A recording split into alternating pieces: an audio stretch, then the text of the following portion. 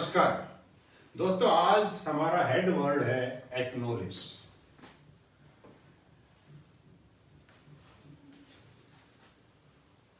Acknowledge का अर्थ होता है, हिंदी में कहें तो संज्ञान लेना, किसी फैक्ट को, किसी बात को ये मान लेना कि हाँ मुझे पता लग गया है, उसको एक्नॉलेज करना कहते हैं। जैसे आप किसी के पास जाएं और वो आपकी तरफ ध्यान ही ना दे, तो उसने आपकी प्रेजेंस को एक्नॉलेज नहीं किया, तो वो उसको आदमी बहुत बुरा मानता है। या वैसे भी आपने देखा होगा, जब आप कहीं एप्लीकेशन फॉर्म भरते हैं ना, आजकल तो ऑनलाइन भरा जा रहा है, ऑनलाइन में भी ये होता है एक्नॉलेजमेंट। उसमें एक छोटी सी पर्ची होती है जिस पे लिखा होता है कि ऊपर लिखा होता है एक्नॉलेजमेंट, कि ये फॉर्म इस व्यक्ति का मैंने या यहां पर प्राप्त हुआ, वो एक्नॉलेजमेंट होती है। एक्नॉलेजमेंट नाउन है और एक्नॉलेज वर्ब है। तो एक्नॉलेज का मतलब है मान लेना किसी फैक्ट को, और इससे जो रिलेटेड दूसरा वर्ड है वो है एडमिट।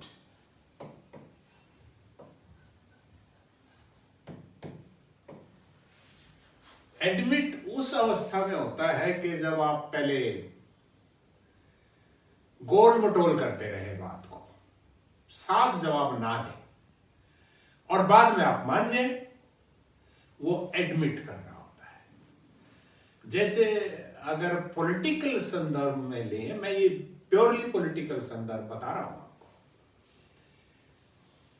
जब हमारा जो सिंदूर ऑपरेशन चल रहा था और वो जब रुका,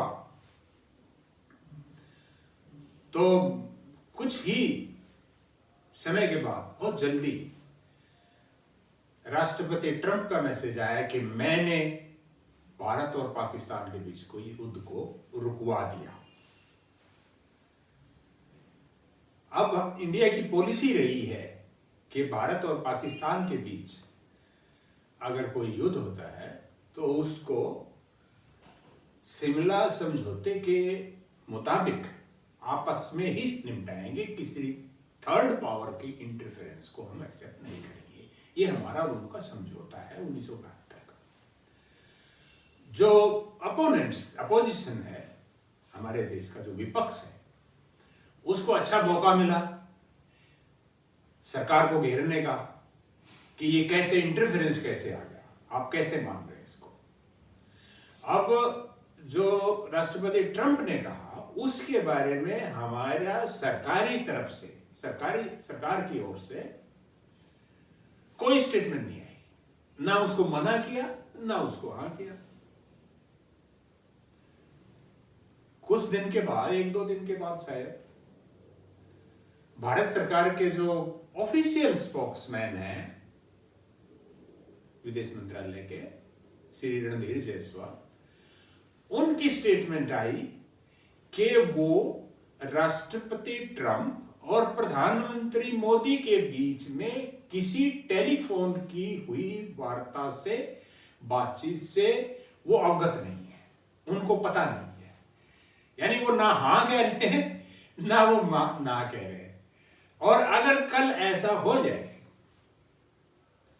कि मान लें हम कि हाँ उनका फोन आया था, इनकी बातचीत हुई थी, तो वो एडमिट करना हो जाएगा। इस समय पर गोल मटोल किया जा रहा है बात को, और अगर वो मान लेंगे तो वो एडमिट करना हो जाएगा। अब मान लिया दूसरी स्थिति होती कि वो गोल मटोल करने की बजाय सीधा मना करें कि नहीं, कोई बातचीत नहीं हुई है, और बाद में कोई प्रूफ दिखाया जाए। हो सकता है राष्ट्रपति ट्रंप के पास उस टेलीफोन अगर हुआ है, उसकी रिकॉर्डिंग हो, ऑडियो रिकॉर्डिंग हो, और उसको पब्लिक कर दे, और फिर भारत सरकार मान जाए, तो वो कंसीड करना होगा।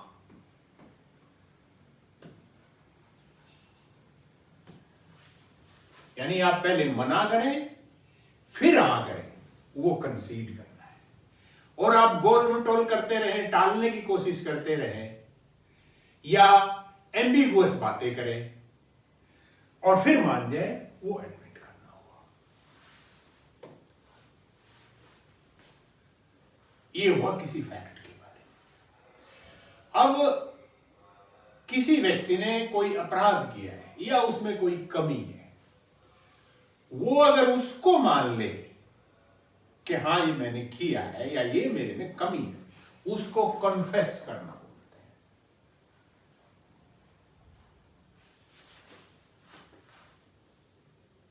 हैं। इनसे ज्यादा मिलता जुलता तो नहीं, पर हाँ एक वर्ड है रिसीट। हालांकि ये नाउन है, वर्ब नहीं है, पर ये आई है, पता नहीं क्यों नहीं लिखा है।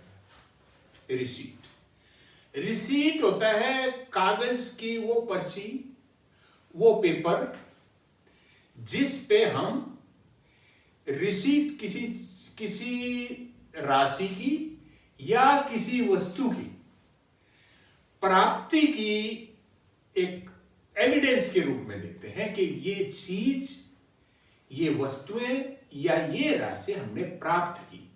जब उसको हम एक पेपर पे लिख के दे दें तो वो पेपर हमारी रिसीट होती है। अब एक्नॉलेजमेंट भी मैंने बताया था, जब आप फॉर्म देते हैं तो उसकी एक्नॉलेजमेंट होती है।